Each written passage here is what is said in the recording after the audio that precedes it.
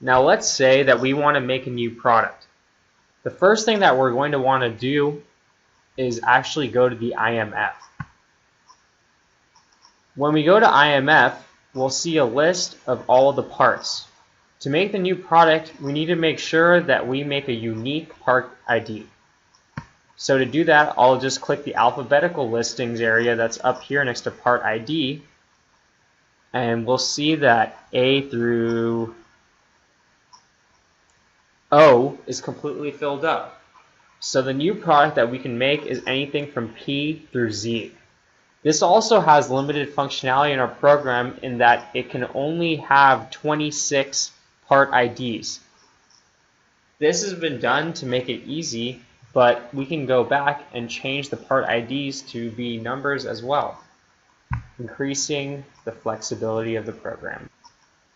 The easiest way to add a parent product is to actually go through the IMF.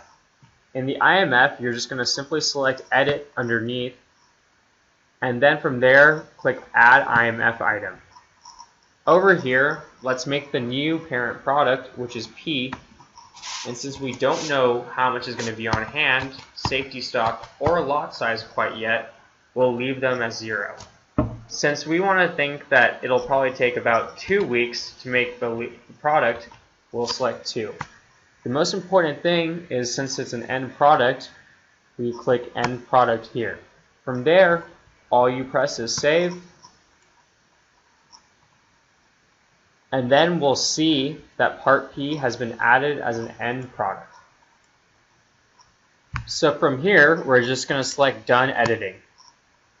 From there, we're going to go to the Bill of Materials over here. And then from there, we can see that product tree P has been created. Now we'll go to the BoM edit and then create a new item. To do this, we'll go to Add BoM Item, select a parent part of P, and then we'll put a child part. We can use an existing child part, like let's say maybe we want to use A or B, those are previous end products. But in this case, let's select part O from before. So all we do is we have to press O, and let's say we want a quantity of, I don't know, let's say 3. And then all we have to do is press Save. Or if we want to add another part to it, let's press Save and add another.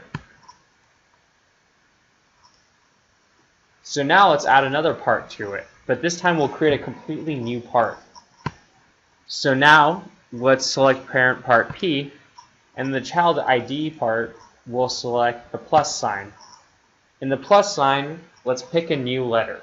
In this case, let's make it Z. Since we don't know the parts on hand, safety stock, or lot size yet, which you can go back and edit, we'll leave them as 0. The lead time, however, let's say it'll take about 4 weeks.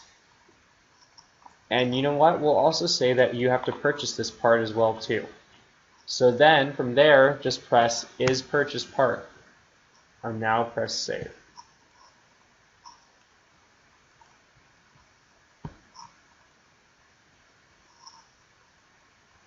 As we can see now, it should have been changed in the view. So now go to Done Editing as before, and let's view the Bill of Materials. Let's scroll down, and now we can see that O has already been added along with their associated parts required, such as K, N, and M, and we have Z. As you notice that there's 0 over here, but that can be edited at any point to change it to whatever quantity is needed. Okay, so let's say that actually it takes more parts to make Z as well that goes into P.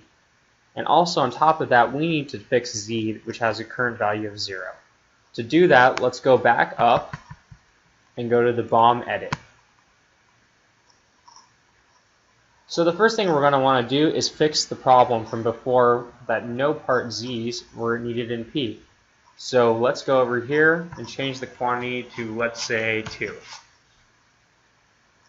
All we have to do is press the 2 and then click Save below. and make sure that it's been saved. It'll bring us back to the original screen. Now let's add some parts below Z. So to add another level below it, parent part will be Z in this instance. And you know what? Let's add a new child part. Or actually, let's use an existing part. Let's say that maybe, I don't know, K is required to make Z. So all we have to do is click K, and let's say needs a quantity of 5, and press save.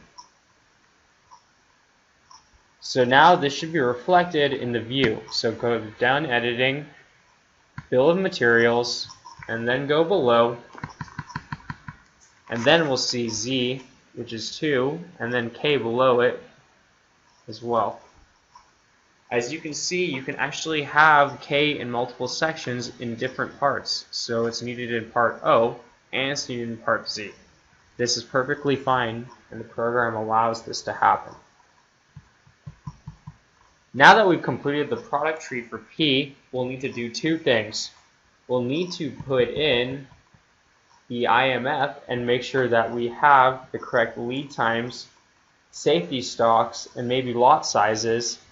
And then we'll also need to go to the MPS to create some type of demand.